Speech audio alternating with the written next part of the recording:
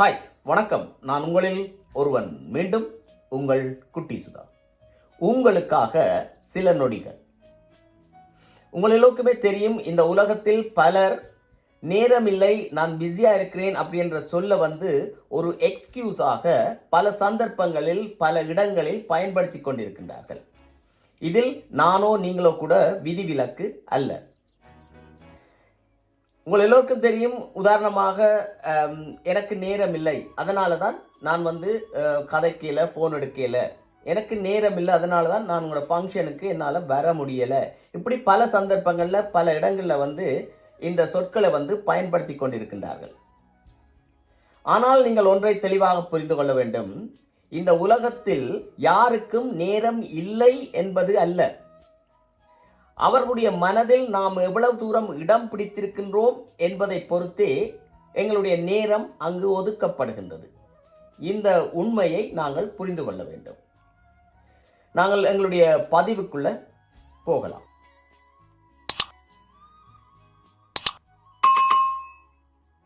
உங்களில் ஒருவன் இரு கண்களின் இந்த பதிவில் அல்சர் என்றால் என்ன, குறிப்பாக பெப்டிக் அல்சர் என்றால் என்ன, இது எவ்வாறு எதனால் ஏற்படுகிறது, இதனுடைய அறிகுறிகள் என்ன, இந்த அல்சரை எவ்வாறு டாக்டர்ஸ் கண்டறிகின்றார்கள், இந்த அல்சரை எவ்வாறு இவர்கள் குணப்படுத்துகின்றார்கள், இந்த அல்சர் வராமல் நாங்கள் எவ்வாறு எங்களை பாதுகாத்துக் கொள்வது போன்ற பல விடயங்களை இந்த பதிவில் ஒரு அறிவியல் பூர்வமாக தெளிவாக பார்க்கலாம். நாங்கள் இந்த அல்சர் என்றால் என்ன அப்படின்னு பார்த்தோம்னு சொன்னால், அல்சர் என்றால் ஒரு ஓப்பன் சோர்ஸ், அதாவது திறந்த புண்கள். இந்த அல்சர் மனிதன் உடல்ல பல பாகங்களில் ஏற்படுது. ஆனால் எங்களுடைய இந்த டைஜஸ்டிக் சிஸ்டம் என்று சொல்லப்படுகின்ற இந்த செரிமான மண்டலத்தில் ஏற்படுகின்ற இந்த அல்சரை நாங்கள் 3 வகையாக பிரிக்கலாம். முதலாவது பார்த்தோம்னு சொன்னால், எங்களுடைய ஈசோஃபெகஸ் என்று சொல்லப்படுகின்ற இந்த உணவு பாதையில் ஏற்படுகின்ற அல்சர், இதை ஈசோஃபெகல் அல்சர் அப்படின்னு சொல்கிறோம். அடுத்ததாக பார்த்தோம்னு சொன்னால், எங்களுடைய இரைப்பை, அதாவது எங்களுடைய ஸ்டொமக்கில் ஏற்படுகின்ற அல்சர், இதை நாங்கள் கேஸ்ட்ரிக் அல்சர் இல்லைன்னு சொன்னால் ஸ்டொமக் அல்சர் அப்படின்னு சொல்கிறோம். அடுத்ததாக எங்களுடைய இந்த சிறுகுடலின் முற்பகுதி, அதாவது இந்த டியோடினம், இந்த டியோடினத்தில் ஏற்படுகின்ற அல்சரை டியோடினல் அல்சர் அப்படின்னு சொல்றோம். ஸோ இந்த இரைப்பை பகுதியிலையும் ஏற்படுகின்ற அல்சரையும் இந்த டியோடினல் பகுதியில் ஏற்படுகின்ற அல்சரையும் சேர்த்து நாங்கள் பெப்டிக் அல்சர் அப்படின்னு சொல்றோம். பெப்டிக் அப்படின்னு சொன்னால் ஸ்டொமக், வயிறு, இந்த வயிற்று பகுதியில் ஏற்படுகின்ற அல்சரை பெப்டிக் அல்சர் அப்படின்னு சொல்றோம். Gastric ulcer, peptic ulcer, stomach ulcer என்ற இந்த 3 வார்த்தைகளும் எங்களுடைய வயிற்று பகுதியில் ஏற்படுகின்ற இந்த புண்களைத்தான் குறிப்பிடுது.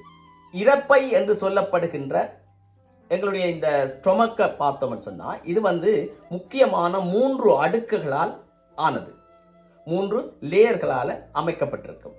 இதில் முதலாவது லேயரை பார்த்தோம்னு சொன்னால், முற்பகுதியில் இருக்கின்ற இந்த முதலாவது லேயரை பார்த்தோம்னு சொன்னால், இதை நாங்கள் கேஸ்ட்ரிக் லேயர் அப்படின்னு சொல்கிறோம். இதில் கேஸ்ட்ரிக் யூஸ் என்று சொல்லப்படுகின்ற ஹைட்ரோக்ளோரிக் ஆசிட் எப்போதும் சுரந்து கொண்டிருக்கும். இதனுடைய pH பார்த்தோம்னு சொன்னால் 2ஆக காணப்படும். இது மிகவும் அமிலத்தன்மை வாய்ந்த ஒரு லேயர். இதுக்கு அடுத்ததாக இருக்கிற லேயரை பார்த்தோம்னு சொன்னால், இதை மியூக்கஸ் லேயர் அப்படின்னு சொல்கிறோம். இந்த மியூக்கஸ் லேயர் ஒரு ஜெலி போன்ற ஒரு வளவளப்பான ஒரு பிசுபிசுப்பான ஒரு பொருட்களால் ஆன ஒரு லேயர். இதனுடைய pH பார்த்தோம்னு சொன்னால் 4ஆக காணப்படுது. இதுக்கும் ஒரு அமிலத்தன்மை வாய்ந்தது. இதுக்கு அடுத்ததாக பிற்பகுதியில் காணப்படுகின்ற இந்த லேயர் எபித்தீலியல் செல்களால் ஆன எங்களுடைய இரைப்பையினுடைய சுவர் பகுதி. இதனுடைய pH பார்த்தோம்னு சொன்னால், இதில் சுமாராக 6லிருந்து 7க்குள்ள காணப்படும். உணவு செரிமானம் அடைவதற்காக எங்களுடைய இரைப்பையின் உட்பகுதியில் ஹைட்ரோக்ளோரிக் ஆசிட் எப்போதுமே சுரந்து கொண்டிருக்கும்.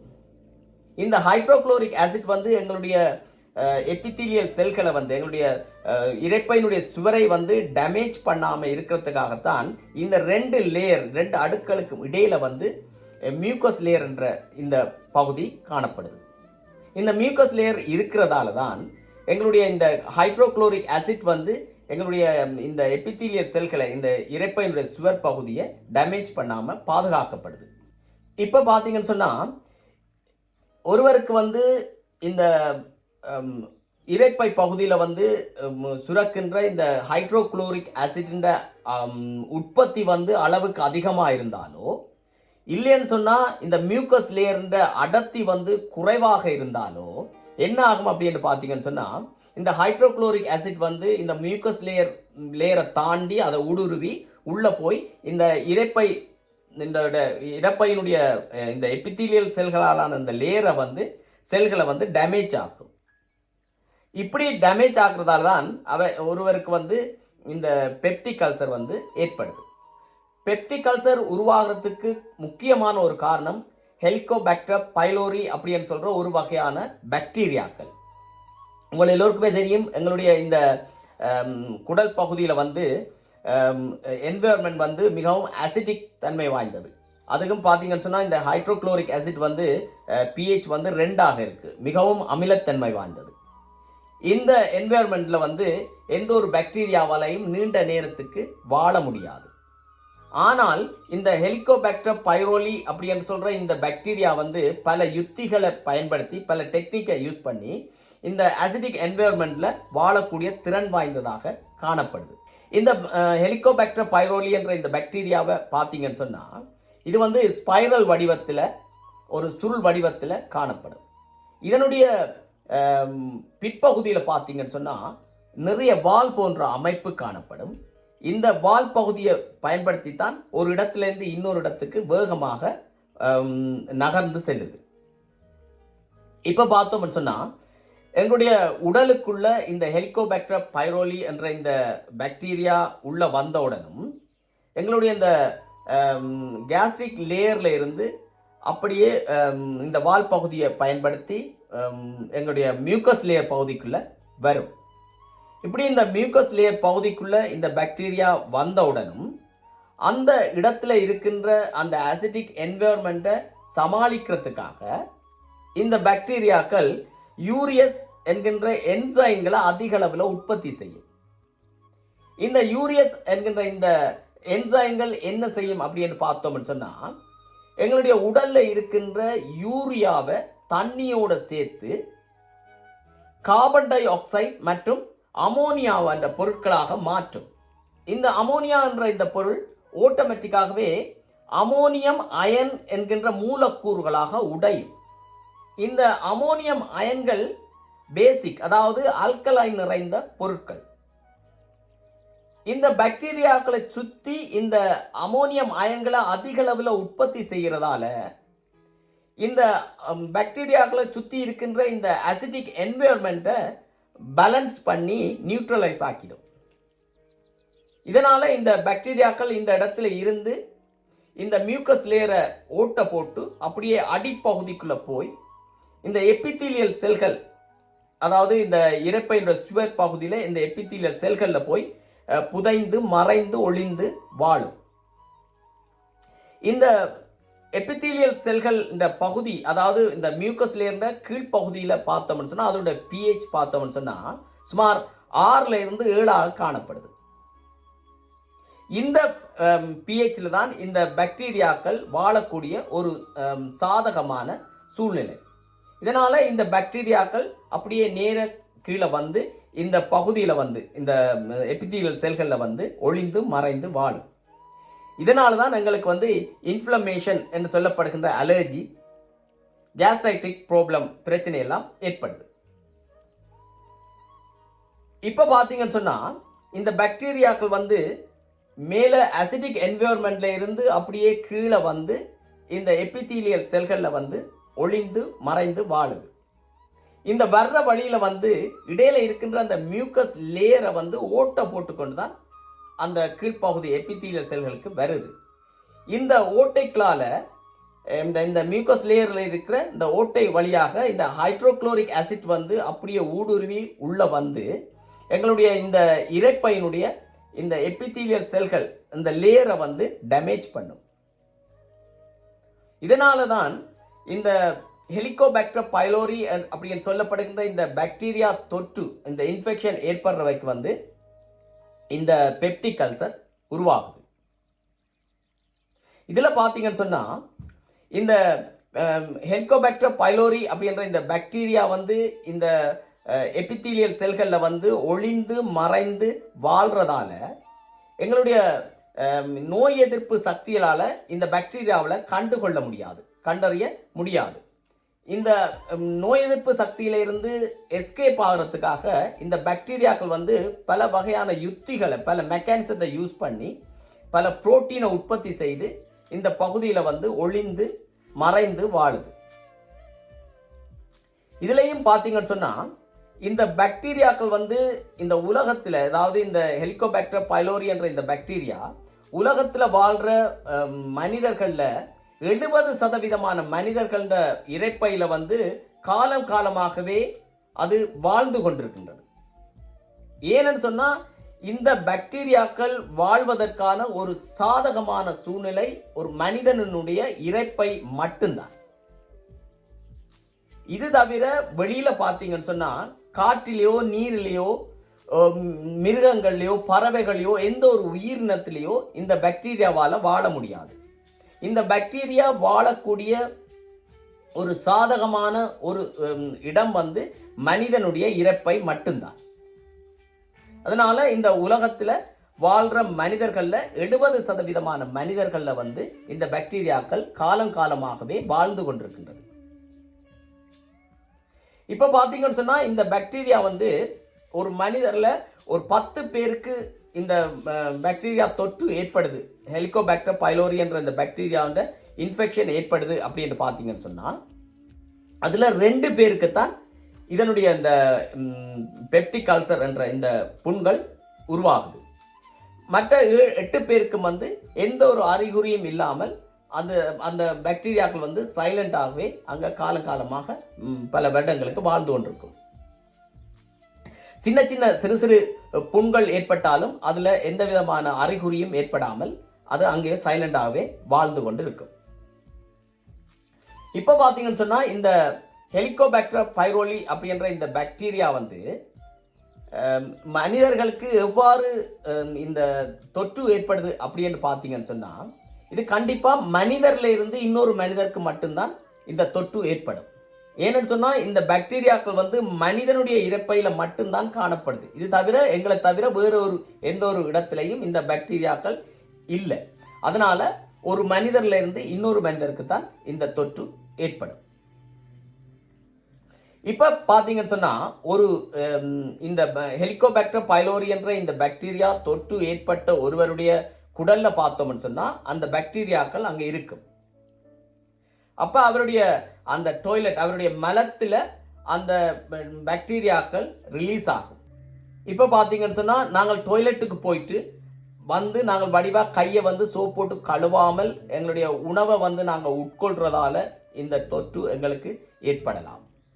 இல்லைன்னு சொன்னால் ஒருவர் வந்து டாய்லெட்டுக்கு போயிட்டு வந்து கையை வடிவாக கழுவாமல் அந்த அசுத்தமான கைகளால் உணவை வந்து தயார் பண்ணுறதாலேயோ இல்லைன்னு சொன்னால் அந்த உணவை வந்து அவர் பரிமாறுறதாலேயோ அந்த நபர்ல இருந்து மற்றவர்களுக்கு வந்து இந்த தொற்று ஏற்படலாம்.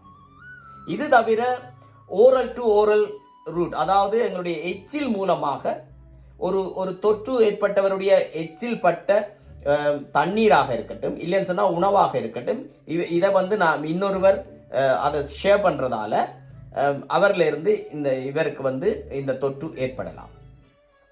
அதாவது அது தவிர நீங்கள் பார்த்தீங்கன்னு சொன்னால் குழந்தைகள், ஒரு தொற்று ஏற்பட்டவர் அவருக்கே தெரியாது தனக்கு இந்த தொற்று இருக்கு என்றது அவருக்கே தெரியாது. ஆனால் ஒரு குழந்தைய வந்து அவர் கொஞ்சேக்குள்ள அவருடைய எச்சில் வந்து அந்த குழந்தையினுடைய வாயில பட்டால் அந்த குழந்தைக்கு அந்த தொற்று ஏற்படலாம்.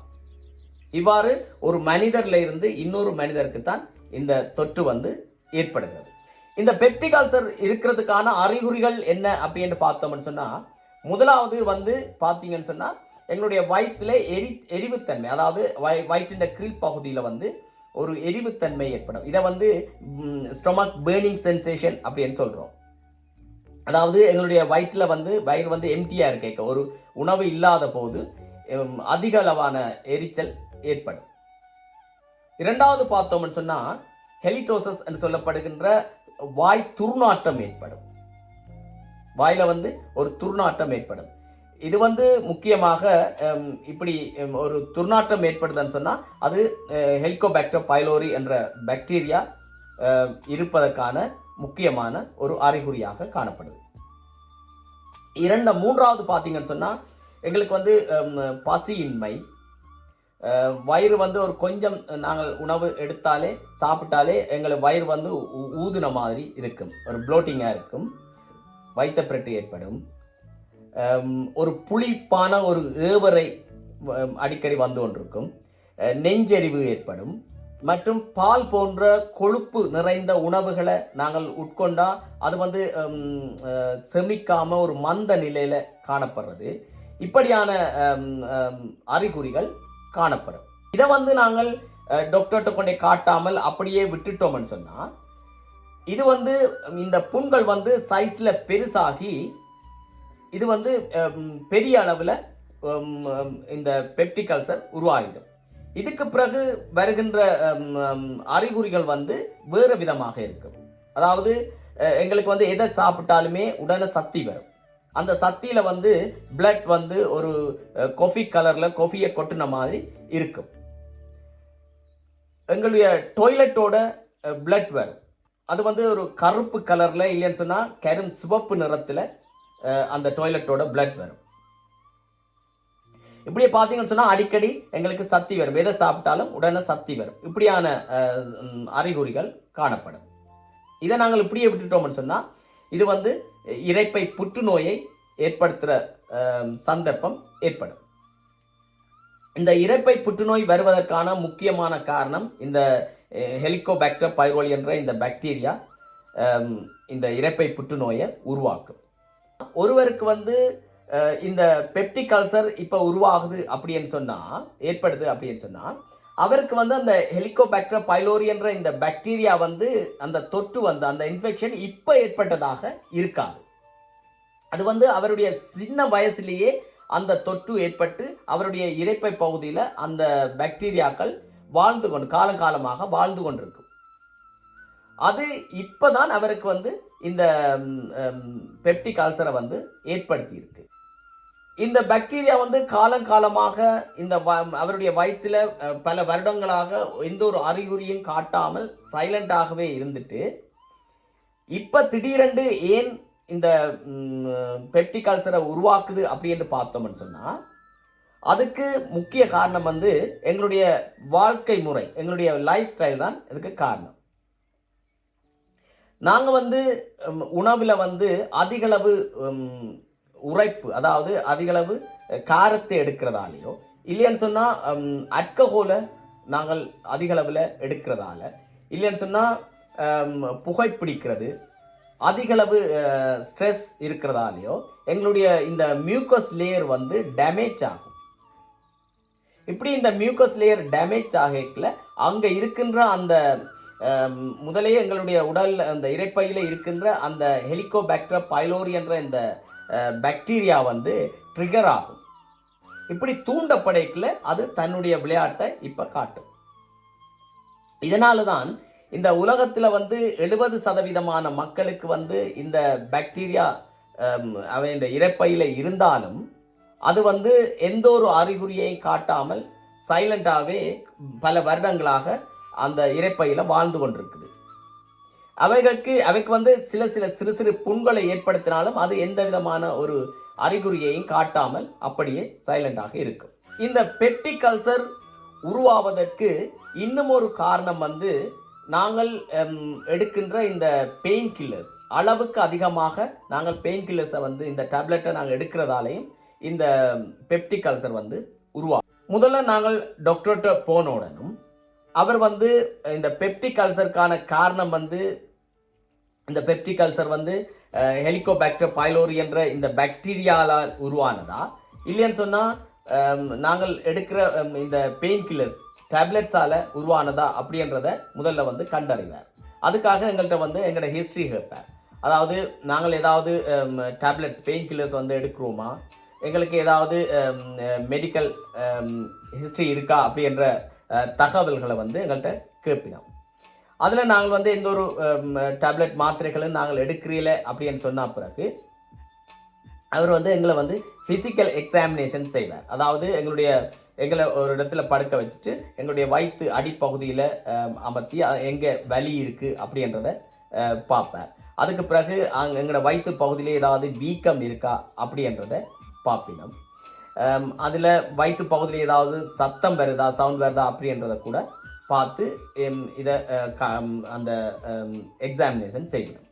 இதில் அவைக்கு வந்து ஏதாவது டவுட் வந்துன்னு சொன்னால், இந்த பெப்டிக் அல்சர் வந்து ஹெலிகோபாக்டர் பைலோரி என்ற இந்த பாக்டீரியாவால் வந்தது அப்படின்ற டவுட் வந்துன்னு சொன்னால் அவை வந்து எங்களுக்கு லேபுக்கு எழுதி தருவினோம். அதாவது எங்களுடைய லேப் டெஸ்ட்டுக்கு எழுதி தருவினோம். இதில் முதலாவது டெஸ்ட் என்னன்னு பார்த்தீங்கன்னு சொன்னால் ஹெலிகோபாக்டர் பைலோரி ஆன்டிபாடி டெஸ்ட். அதாவது உங்களுக்கு எல்லோருக்கும் தெரியும், எங்களுடைய உடலில் வந்து ஒரு பாக்டீரியா வந்துட்டுன்னு சொன்னால் அதுக்கு எதிரான ஆன்டிபாடிஸ் வந்து எங்களுடைய பிளட்டில் வந்து உற்பத்தி செய்யப்படும். அப்போ எங்களுடைய பிளட்டை வந்து எடுத்து, அந்த பிளட் சாம்பிளை எடுத்து அந்த ஒரு ஸ்ட்ரிப்பில் வந்து சாம்பிள் விட்டு அதில் பார்ப்பினோம் எங்களுடைய பிளட்டில் வந்து இந்த ஹெலிகோபாக்டர் பைலோரி என்ற இந்த பாக்டீரியாவுக்கு எதிரான ஆன்டிபாடிஸ் இருக்கா என்ற டெஸ்ட்டை வந்து செய்வினோம். அதில் வந்து பாசிட்டிவாக நெகட்டிவான்னு பார்க்கலாம். இரண்டாவது டெஸ்ட் என்னென்னு பார்த்தோம்னா ஸ்டூல் ஆன்டிஜன் டெஸ்ட். அதாவது எங்களுடைய மலம் இதில் சாம்பிள், எங்களுடைய இந்த டாய்லெட்டை எடுத்து இந்த பஃபர் அப்படின்னு சொல்கிற ஒரு வகையான கெமிக்கலில் மிக்ஸ் பண்ணி அதை வந்து இந்த ஸ்ட்ரிப்பில் போட்டு அது பாசிட்டிவாக நெகட்டிவானதை பார்க்கலாம். மூன்றாவது டெஸ்ட் என்னென்னு பார்த்தோம்னு சொன்னால் யூரியா பிரெத் டெஸ்ட். இதை வந்து எப்படி செய்யணும் அப்படின்னு பார்த்தீங்கன்னு சொன்னால் நாங்களை வந்து வெறும் வயிற்றில் எங்களை கூப்பிட்டுட்டு வர சொல்லிட்டு ஒரு தண்ணிக்குள்ளே வந்து ஒரு டேப்லெட்டை மிக்ஸ் பண்ணி எங்களை குடிக்க தருவினோம். நாங்கள் குடித்த உடனும் ஒரு 15 to 20 மினிட்ஸ் எங்களை இருக்க விட்டுட்டு அதுக்கு பிறகு எங்கள்கிட்ட ஒரு பேக் தருவினோம். எங்களுடைய மூச்சை வந்து நல்லா உள்ளே இழுத்துட்டு வாய் மூலமாக இந்த பேக்குக்குள்ளே வந்து அந்த மூச்சை விட்டோம்னு சொன்னால் அந்த காற்று அந்த பேக்குக்குள்ளே வந்த உடனே நம்ம அந்த பேக்கை வந்து சீல் பண்ணி லேபுக்கு அனுப்பி அங்கே ஒரு அனலைசரில் வந்து வச்சு பார்த்து அது வந்து பாசிட்டிவாக நெகட்டிவான்றதை அந்த அனலைசர் வந்து சொல்லும். இந்த டெஸ்ட்டை வந்து எப்படி செய்யணும் அப்படின்னு பார்த்தீங்கன்னு சொன்னால், நாங்கள் முதல்ல பார்த்த போலேயே இந்த ஹெலிகோபாக்டர் பைரோலி அப்படின்ற இந்த பாக்டீரியா வந்து எங்களுடைய இரைப்பையில் வந்து யூரியஸ் என்கின்ற என்சைம்களை உற்பத்தி செய்து தான் அங்கே வாழுது அப்படின்றத நாங்கள் பார்த்தினாங்க. இதை பேஸாக வச்சு தான் இந்த டெஸ்ட்டை வந்து செய்யணும். எங்களுக்கு குடிக்க தர்ற அந்த தண்ணியில் வந்து யூரியாவோட ரேடியோ ஆக்டிவ் கார்பன் மொலிகுல்ஸை வந்து மிக்ஸ் பண்ணி எங்கள்கிட்ட குடிக்க தரணும். நாங்கள் குடித்த உடனும் ஒரு 15-20 மினிட்ஸ் நாங்கள் வெயிட் பண்ணணும்.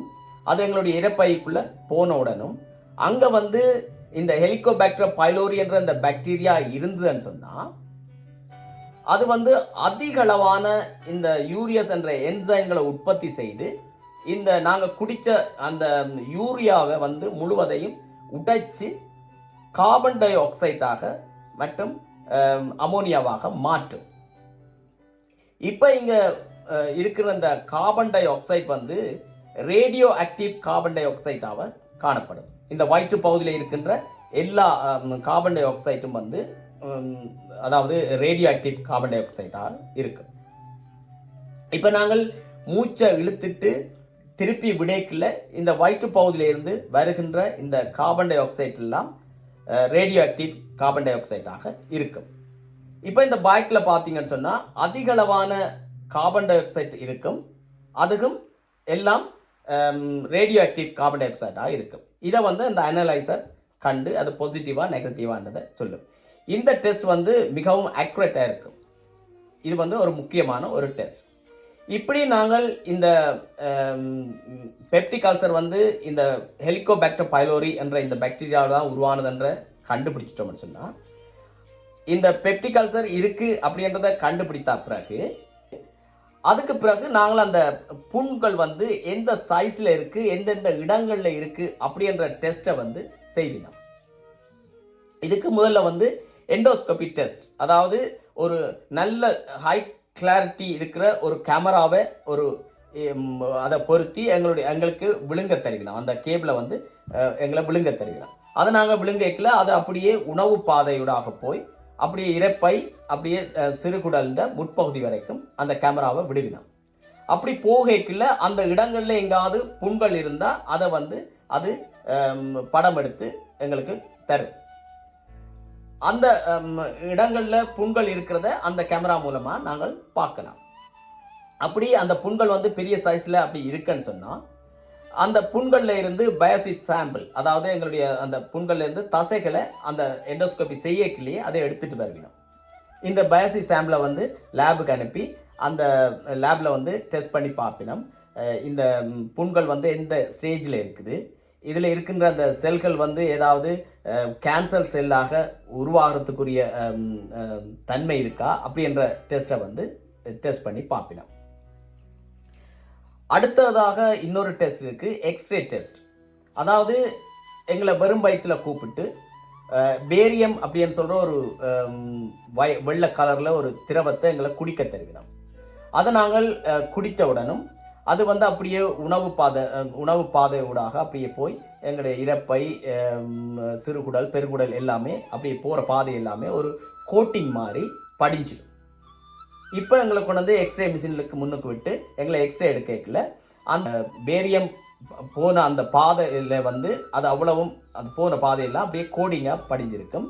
அந்த புண்கள் இருக்கிற இடங்கள் மட்டும் அது தெளிவாக அது வித்தியாசமாக தெரியும், அதில் எந்த ஒரு கோடிங்கும் இருக்காது. அப்போ அந்த எக்ஸ்ரே எடுத்த அந்த எக்ஸ்ரேயில் வந்து எங்களுக்கு அந்த கோடிங் ஒரு பகுதியாக தெரியும், அந்த புண் இருக்கிற பகுதிகள் வந்து செப்பரேட்டாக தெரியும்.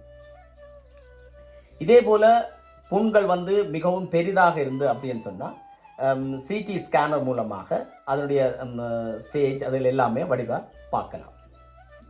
இந்த பெப்டிக் அல்சரை வந்து எப்படி குணப்படுத்தினோம் அப்படின்னு பார்த்தோம்னு சொன்னால், இதுக்காக எங்களுக்கு வந்து முதல்ல ஹெலிகோபாக்டர் பைலோரி கிட் என்று சொல்லி ஒரு கிட் ஒன்று தருவினோம். இதில் வந்து 3 விதமான டேப்லெட்ஸ் இருக்கு. இதில் முதலாவது பார்த்தோம்னு சொன்னால் எங்களுக்கு ஆன்டிபயோட்டிக்ஸ், அதாவது எங்களுடைய இந்த குடலில் இருக்கின்ற இந்த ஹெலிகோபாக்டர் பைலோரி அப்படின்ற இந்த பாக்டீரியாவை முதல்ல வந்து நாங்கள் அழிக்க வேணும். அதுக்காக இந்த ஆன்டிபயோட்டிக்ஸில் ஏதாவது ஒன்று எங்களுக்கு தருவினோம். இதை நாங்கள் எடுத்த உடனும் இந்த ஹெலிகோபாக்டர் பைலோரி என்ற இந்த பாக்டீரியா அழிக்கப்படும். இரண்டாவது டேப்லெட் என்னன்னு பார்த்தோம்னு சொன்னால் ஹிஸ்டமின் பிளாக்கர்ஸ், அதாவது எங்களுடைய இந்த இரைப்பையில் சுரக்கின்ற இந்த ஹைட்ரோக்ளோரிக் ஆசிட்டின் அளவை மட்டுப்படுத்துறதுக்காக இதில் ஏதாவது ஒரு டேப்லெட்டை உங்களுக்கு தருவினோம். இதை நாங்கள் எடுத்தோம்னு சொன்னால் எங்களுடைய இரைப்பையில் சுரக்கின்ற இந்த ஹைட்ரோக்ளோரிக் ஆசிட்டின் அளவு வந்து மட்டுப்படுத்தப்படும். இதனால் எங்களுடைய இந்த ஆல்ரெடி எங்களுடைய இந்த வயிற்றில் வந்து புண் இருக்குது, இந்த ஹைட்ரோக்ளோரிக் ஆசிட் வந்து அதிகமாக சுரந்துன்னு சொன்னால் எங்களுடைய புண் இன்னும் மேலும் மேலே பெருசாகும். அதுக்காக இந்த ஹைட்ரோக்ளோரிக் ஆசிட் சுரக்கிறத வந்து மட்டுப்படுத்தினோம். மூன்றாவது டேப்லெட் என்னன்னு பார்த்தோம்னு சொன்னால் இது வந்து மிகவும் முக்கியமான ஒன்று, அதாவது புரோட்டோபம் இன்ஹிபிட்டாஸ் அப்படின்னு சொல்லப்படுகின்ற இதில் ஏதாவது ஒரு டேப்லெட் உங்களுக்கு தருவினோம். இது வந்து எங்களுடைய இந்த பெப்டிக் அல்சரை வந்து குணப்படுத்துறதுக்காக தரப்படுகின்ற டேப்லெட். இதில் ஏதாவது ஒன்று உங்களுக்கு தருவினோம். அதோட இந்த எங்களுடைய இந்த இரைப்பை சுவர் வந்து ஆல்ரெடி டேமேஜ் ஆகிருக்கு, அதை வந்து நல்லா திடப்படுத்துறதுக்காக, ஸ்ட்ராங் ஆகிறதுக்காக இந்த டேப்லெட்டுகள் தருவினோம். இந்த டேப்லெட்டுகளை வந்து நாங்கள் ஒரு டாக்டர் சொல்கிற மாதிரி 1 கிழமையோ 2 கிழமையோ நாங்கள் இதை தொடர்ந்து எடுத்தோம்னு சொன்னால் இந்த பெப்டிக் அல்சர் வந்து ஒரு 95% எங்களுக்கு குணமடைகிறதுக்கான சந்தர்ப்பம் கிடைக்கும். இப்படி ஒரு முறை எங்களுக்கு இது குணமடைந்து விட்டதென்றால், இது மாறிட்டுன்னு சொன்னால் அதுக்கு பிறகு இந்த பெப்டிக் அல்சர் வர்றதுன்றது மிகவும் அரிதாக இருக்கும். ஏன்னு சொன்னால் எங்களுடைய குடலில் இருந்து முற்றுமுழுதாகவே இந்த ஹெலிகோபாக்டர் பைலோரி என்ற இந்த பாக்டீரியா முற்றுமுழுதாக அழிக்கப்பட்டு விட்டது. இதனால் திரும்பவும் இன்னொரு முறை வர்றதுன்றது மிகவும் அரிதாக இருக்கும். பெப்டிக் அல்சருக்கான மருந்துகள் நாங்கள் எடுக்கும்போது அதோடு சேர்த்து நல்ல ஹெல்த்தியான உணவு வகைகளையும் சேர்த்து நாங்கள் எடுக்கலாம். உதாரணம் பார்த்தீங்கன்னு சொன்னால் இந்த ஃபைபர் நிறைந்த இந்த காய்கறிகள், பழங்கள் இதில் வந்து நாங்கள் எடுத்துக்கொள்ளலாம். குறிப்பாக விட்டமின் ஏ நிறைந்த உணவுப் பொருட்கள், அதாவது புரோக்கோலி, முட்டைக்கோஸ், கீரை வகைகள், கிரீன் டீ, தேங்காய் எண்ணெய் போன்ற இந்த உணவு வகைகளை நாங்கள் எடுக்கிறதால எங்களுடைய இந்த பெப்டிக் அல்சர் வந்து விரைவில் குணமடைகிறதுக்கான சந்தர்ப்பம் கிடைக்குது.